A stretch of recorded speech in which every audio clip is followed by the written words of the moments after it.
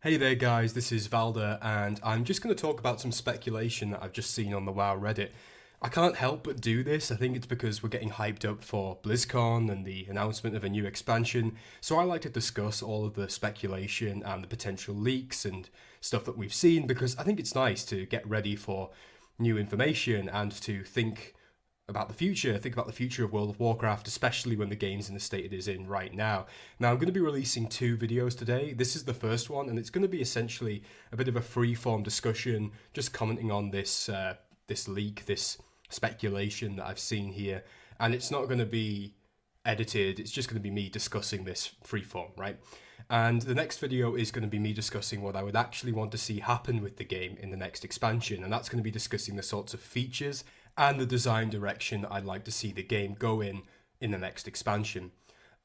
This video is going to contain spoilers because some of this speculation or purported leaks, which is what these claim to be, discuss elements of the story and what happens in patch 8.3 when we face off against N'Zoth in the Ny'alotha raid, and that story content there. So if you don't want spoilers, don't watch this video, but I assume if you've clicked on the video about speculation for the next expansion, you're probably not too bothered about spoilers. So without further ado, let's get into it. I'm just going to discuss each of these points in turn and give my thoughts on it. So you can see here, we have the post, I believe it's from MMO Champion, and Shadowlands 2020, the user, seems to know what they think is going to happen. I think this may just be speculation, but it'll be interesting to talk about it anyway, so here we go.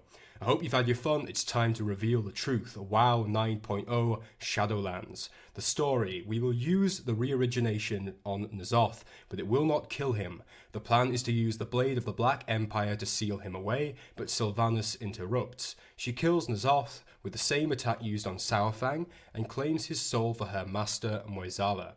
Right, well, to begin with, I think that this is quite likely for a few reasons. First of all, we've already seen in that Datamined, I believe, cinematic from within Ny'alotha that we do channel the power of Azeroth, the power of the re-origination ray, through us and use it to attack N'Zoth. I thought it was a bit goofy. I think other people thought it was a bit goofy, but it was obvious that we weren't seeing the whole picture there. We weren't getting the whole story of what was happening leading up to and in the aftermath of that short cinematic.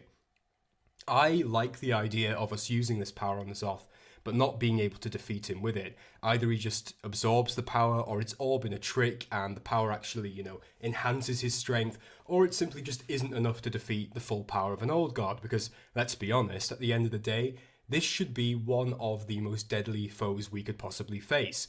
This is a fully powered old god. We had Ian Hazakostas discussing the fact that this is the first time we've actually seen an old god in his full power. Cthulhu and Yogg-Saron and Yashaj, in the various forms that we face them or their essences, have been diminished. They've been either imprisoned or they've been defeated and weakened, or in the case of Yashaj, he was already dead and we were facing the Shah, which were made of his energy. So when we face N'Zoth and Ny'alotha, we're facing the real deal. We're facing an old god at full power. So the idea that we can't just take him out in this sort of basic way is pretty cool with me. I'm not really a big fan of what comes next, though. The idea of using the Blade of the Black Empire, that's Xal'atath, what was Xal'atath, I assume that the dagger's still called that, makes sense to me. We know that Nathanos had it, and we then went to Ashara, but we're going to see Ashara in the raid, and she's going to give it back to us. So the idea that it's going to be used to defeat N'Zoth, I think, seems extremely likely to me. But the idea that Sylvanas then does it using the shadow magic she used on Saurfang, and it was all in the aid of Muezala, who is her boss, and I assume is also Bwonsamdi's boss. I think that it makes sense, given the way they've had this whole death power direction in BFA, but I think it is pretty ham-fisted. The idea of Sylvanas having this dark master, kind of like a sort of emperor from Star Wars figure that's in the background the whole time, it makes sense, but I feel like they could have done more to build up this storyline and tease out the idea that Sylvanas was being directed by a dark force. Some people might argue with me here and say that it was clear that Sylvanas was motivated by the power of death, but I think that, suddenly bringing Muezala, who's always been in the lore since vanilla, but suddenly bringing him into the picture like this, I think is a little bit scuffed in my opinion, and it doesn't really sit with Sylvanas' character beforehand. And to me, as somebody who's been burned a bit by Blizzard's story writing in the past, It does seem a little bit like the retconning of a major lore character, but that's just my opinion. So, next point. Murzala is one of many lords that rule the Shadowlands. Unlike the others, he desires to bring immediate death to all of Azeroth, including the World Soul. For this, he has been imprisoned in the Shadowlands, unable to manifest on Azeroth. His power is kept in check by the Spirit Healers, or Kyrian. Okay, so let's take this one bit at a time. So the idea that there are many lords that rule the Shadowlands, I think, is kind of interesting, and it may tie in with the other characters and figures of power that we know are associated with death, like Helya or the Lich King, for example. Or it may be that these many lords are, tying into new characters that we haven't yet seen, kind of like Murzala himself, actually. So the idea that Murzala wants to bring death to all of Azeroth, including the World Soul, well, this makes sense from a logical perspective if Murzala is a being of death, and death is its own power source, which we know it is in the WoW universe. It makes sense that he would want to increase his power by consuming that life unto himself. However, I think it's quite a weak storyline. A character like Arthas or Illidan is interesting because they're relatable. Some sort of magnificent, omnipotent death god is cool, but really isn't relatable unless they make the character really unique and interesting. So I really would like to see this, if it is true, built upon, and for us to learn a bit more about this immediate death to all Azeroth motive. Hopefully there's a few twists and turns in there if this is correct.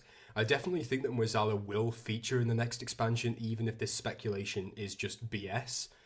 So let's hope that his motive, if he is in the expansion, is a little bit better than this.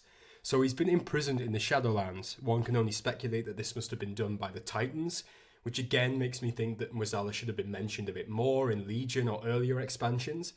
But I think it could only have been the Titans that would do this, and he's unable to manifest on Azeroth. Okay, that makes sense. The idea that the Shadowlands is a separate plane of existence, I think is quite a cool concept, and I would love the idea of the Shadowlands having similar elements to Azeroth, but you get the feeling that we're in a different dimension rather than just a different continent or planet like Draenor or Outland. So what about this final point then, the Spirit Healers or Kyrian keeping the power of Murzala in check?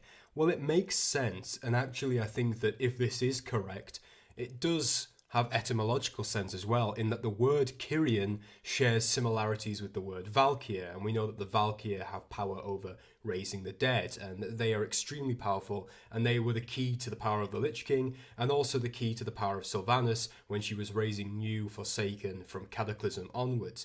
Kyrian, Valkyr share this KYR, this Kyr prefix in the word Kyrian and suffix in the word Valkyr. So the idea that that is the name of a race in the Shadowlands makes sense to me. And we know that the Spirit Healers, in terms of the model that they've been using ever since Vanilla, definitely share some key similarities with the Valkyr. The Valkyr, in fact, seem pretty much exactly like Spirit Healers, except from their choice of armor. The Valkyr having this sort of obviously Valkyrie Nordic-inspired battle gear, whereas the Spirit Healers have a more priestess, more holy and benevolent look to them. So if this is true, the similarities are clear, and if this is just, made up speculation, it's quite an interesting nod to the Valkyr that somebody has made here. So the next point then. Murzala was the one who gave the Valkyr to Sylvanas. Murzala was the one who told Vol'jin to name her war chief. The plan was for Sylvanas to recruit the followers of Bwonsamdi into the Horde, sacrifice the souls of the Alliance to Murzala, defeat the Lich King and claim the Helm of Dominion for herself, and then offer up the soul of an old god. With that power, Murzala would wage war against the Kyrian and break free of the Shadowlands. Right, well, let me begin by stating that again, I think it is a bit ham-fisted that Sylvanas was part of this grand scheme and it was never really revealed to us at all. I get the idea that it was supposed to be, 4D chess, that she was supposed to be extremely smart, really clandestine, knew what she was doing the whole time, but, there's a point where that becomes a bit weak. It's kind of like in Legion, I always hated the idea that we had always been the bad guys when facing off against Illidan, because Illidan was this 500 IQ genius that had only ever acted for the right reasons, and that we were wrong to fight him in the Black Temple. Now, the fact that Zira turned out to essentially be a bad guy later on in the story kind of vindicated this plot arc a bit, but here we see the same sort of thing, so I wonder how Blizzard would do this if it is true. The idea that Murzala has been helping Sylvanas since Wrath, and that he was the one that told Vol'jin to name her war chief does make sense, however, if this is the plot that they're going down. Sylvanas recruits the followers of Bronsamdi into the Horde. Makes sense because Bronsamdi essentially maneuvered himself into a position of control over the Zandalari. Sacrifice the souls of the Alliance to Murzala and defeat the Lich King and claim the Helm of Dominion. Well, this all makes sense. Sacrifice the souls of the Alliance, I'm not too sure about that, but getting rid of the Alliance, using the Horde as a weapon to get rid of them would certainly make sense in this grand scheme. It actually reminds me quite a lot of Gul'dan in a sense, using the power of the Horde to bring about the will of the Burning Legion here. And then claiming the Helm of Dominion would obviously make Sylvanas a powerful player. What's interesting here is that that kind of subtly hints that the Lich King is not as powerful as Murzala and is essentially a lord to Murzala being the king, if that makes sense. So then she would offer up the soul of an old god, and that would essentially allow Murzala to manifest in the real world. That makes sense to me as well. Murzala's enemies being the Kyrian, who are essentially his jailers. And how many more times can I pack the word essentially into a sentence? I don't know. Let's carry on. All of that makes sense to me, and I think it would work quite well. The only problem I have is the one I've already discussed at length, with Sylvanas seeming to really know about an entire dimension and plot that we've never really seen established at all in the lore before this point. So what about this next one? The Alliance will receive a request for aid from the Ebon Blade. Anduin is prepared to reject them when they mention Icecrown is under attack by Sylvanas. The Horde is contacted by Vol'jin, who believes that Bronsamdi is in danger. At the necropolis, they discover an army of wraiths and Kvaldir. Now, this is interesting, and I think that this actually makes quite a bit of sense. The idea that the Ebon Blade would go to Anduin works out when you consider that the leader of the Ebon Blade is Darian Mograine, who is a human, and that the humans are obviously tied to the Alliance even in undeath.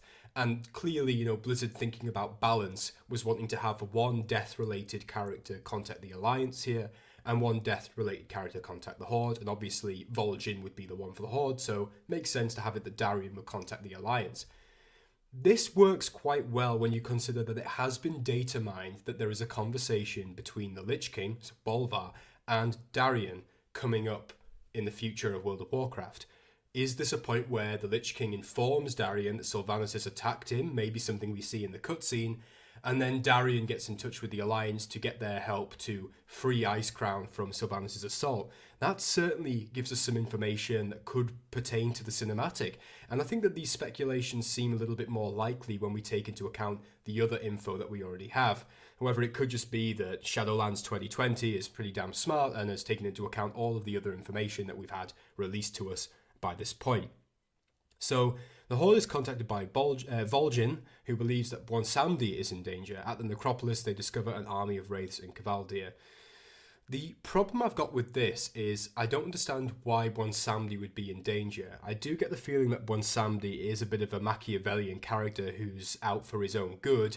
When he discussed the boss, it seemed that he was more worried about his own skin than about displeasing his master. But it still, begs the question, why would Bronsamdi be under threat, or is this some sort of trap? We'll have to see if it's real, of course, take everything here with a pinch of salt. Next point. Upon clearing their faction scenario, players will learn of Murzala, the Kyrian, and the Shadowlands. Saving the Kyrian in the Shadowlands means saving all of Azeroth from certain death. Is this going to be jumping the shark? Is this going to be introducing a whole completely new set of lore, whole completely new situation where, you must do this or the world will be destroyed, and by the way, this has been going on the whole time, but none of you ever knew about it? I could see a path to making this work. I could also see it being pretty damn dumb. We'll have to see. So far it makes logical sense, however, based on the lore we already have in the game now and the leaks that we've seen so far. So this is a bit about content, this next part, a bit about changes and design features. So let's look at this, it'll be quite interesting. So revamps, very interesting. Something we've not really seen since Cataclysm. So the level cap is being reduced to 70. All characters will have their level halved upon the release of 9.0. This is something I kind of wanted for quite a while. The fact is that World of Warcraft is just too damn big. People, even with level squishes, have quite a journey to embark on to get to BFA. And I think that the idea of cutting the level cap to 70 makes a lot of sense. It means that players don't have this monolithic journey to embark upon to get to the current content, which just grows and grows with each expansion. And I think that this could work really well if Blizzard actually gives some sort of story-based reason for why the level cap is getting halved. It might be that they just don't really acknowledge it at all, because after all, the lore of the game is separate from the mechanics of the game, like rotations and levels and stuff like that. But all the same, it would be quite cool if there's something simple, like the idea that your soul gets tormented and destroyed or really damaged by the power of Moisala in this initial scenario, and as a result your power is reduced, and that's why the level cap is halved. Something akin to how with Legion they started it off by having us get massively crushed during the Broken Shore scenarios. That would be quite interesting, and I think would make this whole idea of Moisala feel a little bit more important and a little bit more vital, that we defeat him, than just, oh, by the way, here's this big death god that you never heard of before unless you read a tablet in Zul'Farrak like 15 years ago. Now you're going to kill him before he destroys everything. So yeah, I'm all up for the idea of the level squish. I think it's something that they're actually going to do. Even if this speculation is just somebody's ideas, I think that this is definitely something that we will see. And if we don't see it, I'll be a little bit disappointed. Next revamp. Eastern Kingdoms and Kalimdor zones will receive new quests and minor zone flow changes in 9.0. Flow changes will be most severe in Lordaeron and North Kalimdor due to the Forsaken moving to Stratholme and the Night Elves to Nordrassil. Now, if this is true, this is awesome. The old world content needs to be revamped again, because times change, in the words of Garrosh Hellscream, and we need to react to what is going on. Also, whenever people level up a new character for the 100th time, it feels like you want to just bash your head against a wall until you don't have to see it anymore. So the idea that there will be small changes which reflect what is going on in the current story, I think is not only an interesting change, but also something which will encourage people to want to get up the levels and take part in the fight that's going on in, max level content. Also, as somebody who plays Undead almost exclusively, the idea of us being based in Stratholme is absolutely amazing. Please make this happen, Blizz. It would be awesome. I would love it. Night Elves moving to Nordrassil is also pretty cool, makes a lot of sense, and it ties in with what we've heard Tyrande saying. She says, we're going to Nordrassil later on in the current BFA expansion. So we know that the Night Elves are at least going there, and they do need a new home. We burned down the last one, so makes sense. Next revamp. Elsewhere, repaired damage from the Cataclysm accounts for most flow changes.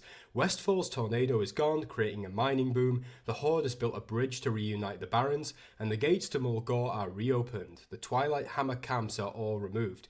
Yeah, that sounds good to me. I think small changes like that are a much better idea than having a huge revamp like we saw in Cataclysm. Just little things that reflect the fact that the world has changed, and tidbits that people can enjoy if they're leveling new characters.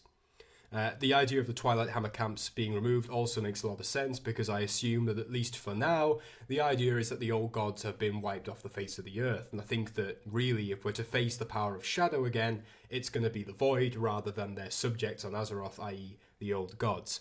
Next revamp. Zones will also receive HD graphic updates in batches.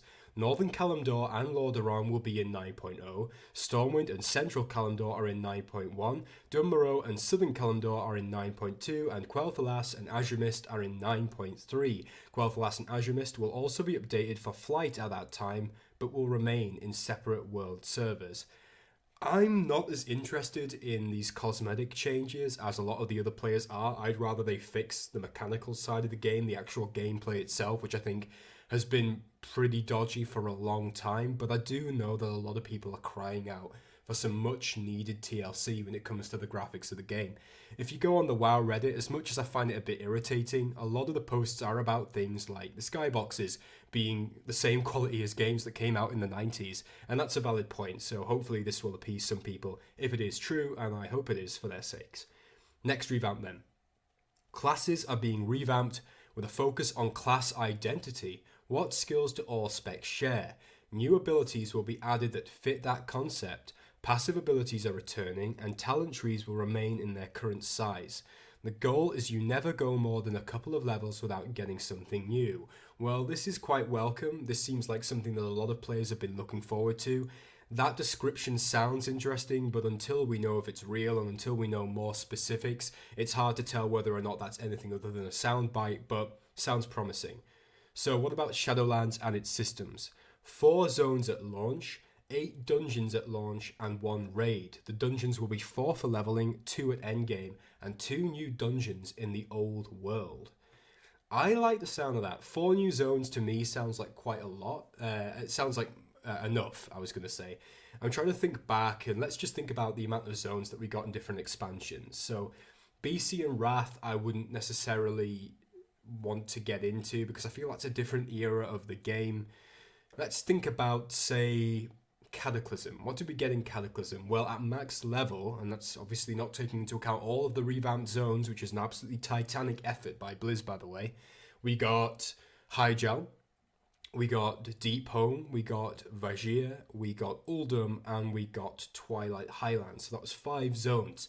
But if you recall, I believe the first 2 were Hyjal and Vajir, and you essentially could choose which one you did, or you could do a bit of both. Then when we had Pandaria, we went from Jade Forest, then there was the choice of Valley of the Four Winds or Krasarang Wilds, then it went Kunlai Summit, then Townlong Steppes, and then Dread Waste. So there were more zones then. I think 4 zones makes sense, especially if we go with the new model idea that you can level in any of the zones in any order, because that essentially keeps things fresh. You're not following the same path the whole time. And whilst it does create a problem in my mind that we first saw in Legion, which was that there is no clear through road of the story, every story has to kind of have its own beginning, middle, and end, every zone that is, because of the fact that one zone can be done when you first go to the continent, or it can be done right at the end of the continent, compared to, say, Outland, where you really do feel like you're building up to getting to, say, what's it called? Shadowmoon Valley. You don't really get that sort of sense when you're doing a Legion style expansion, or what we're seeing with the Broken Isles, where any of the zones can be done in any particular order. But, I think it definitely has its upsides. You can do things in different orders. You can spend a lot more time in one zone than another if you want to. So that's pretty cool. 8 dungeons at launch and 1 raid. I think that seems like a reasonable amount. I don't really want to get into the math of how many dungeons we've had over the last few expansions, but 8 seems interesting to me. 1 raid to start off with seems good. I would like to see a situation like we had with the Burning Crusade, where it's more than just 1 raid at the beginning. The idea of having 1 raid where there's, say, 7 bosses, and another raid at the same time that's got 1 or 2 bosses, I think is pretty cool. It gives people a bit of variety, say, compared to BFA, where, I ran Uldir so many times on normal, then heroic, then mythic, that I wanted to actually scoop out my own eyes and feed them to Gahoon so I wouldn't have to see him anymore. But, we're getting what we're getting, and 1 raid seems pretty standard at this point. Dungeons will be 4 for leveling, 2 at endgame, and 2 new dungeons in the old world. I think that 4 dungeons for leveling is a bit too few. I'd rather have 5 or 6, but, 4 do. 2 at endgame seems good. I think that's in keeping with what we had in BFA. I'm pretty sure that at the start of BFA, was it that we had... Well, actually, no, I'm not sure about that. I think in BFA, was it not that Waycrest Manor, King's Rest, and Siege of Borealis were all mythic only, so obviously endgame only? But 2 at endgame seems decent to me. I wouldn't be surprised if this is real, of course, and I can only say that so many times, but if there are 2 dungeons at endgame, I wouldn't be surprised if 1 ties in with a Horde-related story, and 1 ties in with an Alliance-related story, because, again, balance and all that. And 2 new dungeons in the old world. That's something that I really like the idea of. One thing that I loved about the Burning Crusade was the fact that a lot of the content took place in the old world. And I think that is really important to the game, especially a game in which you want to have new players seeing high-level players and thinking, wow, I really want to get up to their level. I really want to be doing the cool content that they're doing. So 2 dungeons in the old world, very interesting. Next one. Bastion is a neutral capital. Like Borealis and Zandalar, I think he means Zuldazar, the actual city is larger than just the capital. In Bastion's case, the actual city is an entire zone unto itself. Well, based on the little artwork thing that we saw of Bastion, if this is all real stuff, I kind of like that idea. The kind of the thought of a big, open, ghost-like city for a zone is pretty unique and something that I'd like to see. So yeah, I'm okay with that. Also, neutral cities are really cool. Places like Dalaran and Shatrath, I always loved them, so I'm okay with that, rather than having a Horde-only place, an Alliance-only place, which I never really liked. It's good to see your enemies now and again, give them a wave, and then wait for them to go outside and gank them. You know how it goes. Next one, no new artifact. So, no artifact weapon, no Heart of Azeroth, or some version of that. Instead, there will be a new system called Paragon Traits that unlocks at level 70, so a max level progression system. Seems kind of like the artifact system to me, but I guess this is supposed to be a bit more like a talent tree system. Paragon traits function like Legion's artifacts, well there you go, with a bar that must be filled that awards a point when you invest in a tree. Not sure about that, but let's read on. Paragon experience replaces artifact power and is earned from any activity that grants experience or honor, with the amount of Paragon experience earned corresponding to the difficulty of the content. I'm not sure how they make that work, but the idea, if this system is implemented in the next expansion, of having something where anything that you do, which would grant experience or honor, filling up the bar a little bit, is certainly a lot better than what we've had in the past, where you have to do specific forms of content that you might not want to do. The only problem with these kinds of systems, of course, is there tends to be a meta. There tends to be one thing, the Maw of Souls, if you will, that you can do, and you can farm it again and again and again. But then again, this is an MMO. There's always going to be stuff like that. There's always going to be the best way of doing things. But if they make it so that most things are on a similar level, I think that's fair enough. Experience earned corresponding to the difficulty of the content. The trait tree will look familiar if you play Classic. Well, that's interesting. And I hope they do something like this. It's been heavily speculated. I really like the sound of it. And these are the sorts of big changes that I think WoW needs right now. So, next one. Revamped zones have a chance to have Shadowlands incursions beginning at level 60. These work like invasions from Legion, Battle for Azeroth and Whispers of N'Zoth. After filling a progress bar in the assaulted area, you can push through the incursion into the Shadowlands itself. A 3-person scenario designed like islands. These incursions will be available starting with the pre-launch event. So essentially these are like the invasions that we saw in Legion, where you do a mission in a certain area and then 3 of you are put into a prefabricated scenario where you kill a boss, which is really easy to kill, and then you get some arbitrary loot. These offer, I guess, some sort of little tweaks to the leveling experience and to the world content, which can be interesting, but I've never enjoyed this kind of content. I'm not going to pretend that I did, but I guess some people do, so yeah, there's that. Final one, corruption will be staying, and the gear that is corrupted is now called Death Touch. The plan is that negative effects from corruption change every season. I don't like this one. This is the first thing that we've seen here that I really don't like the sound of. I really don't like the idea of corrupted gear. I think it's a good thing that Blizzard are keeping systems rather than just deleting systems at the end of an expansion. But I think this is the one case where people did want that to happen, because the whole concept was people wanted Titan Forging and Warforging to disappear, and Blizzard put in corruption as a form of placeholder for the rest of the expansion, and most people, like Asmon and Preach, I think, and I'm not trying to put words into their mouth, assume that after BFA, that system would then go as well. If they keep this in, I think it's going to be a bit of a sour element to an otherwise good list of features, but we'll have to see. So what about BlizzCon? I'm not going to read the stuff about Overwatch or Diablo, I'm not really interested in that. Same goes for Hearthstone. What about the feature trailer for Shadowlands then? It will be shown at the opening ceremony. Sylvanas narrates it, taunting us for thinking we are safe now that the old gods are gone. There will also be a pet battle Pokemon Go clone announced. Alright, okay, whatever. The cinematic trailer for Shadowlands will be shown at one of the coming soon panels, which is about 9.0. Sylvanas will battle Bolvar, who is immune to her death bolt using the power of the Helm of Dominion. This last one, it could explain why the helm is blue in the image, as I speculated on in the previous video that I uploaded to the channel. The idea that Bolvar is utilising the powers of the Scourge as a weapon against his enemies is quite interesting, and I think makes sense for him awaking from the Frozen Throne, as we see in that confirmed still image, which is almost certainly from the trailer.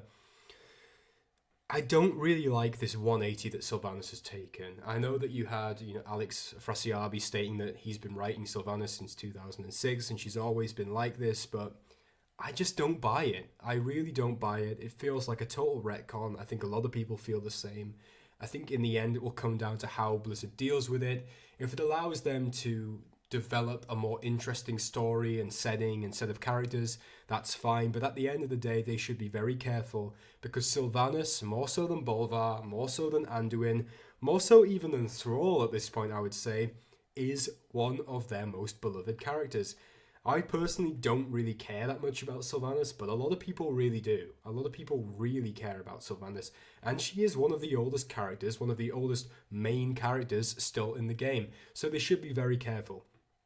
Alright, to summarise, I know it's been a long rant, a bit of a ramble, but I think that a lot of this is actually legit. It's partly why I made this video. A lot of the speculation seems to be true, and if this hasn't come from leaked information from Blizzard, then I think it is still very, very accurate speculation.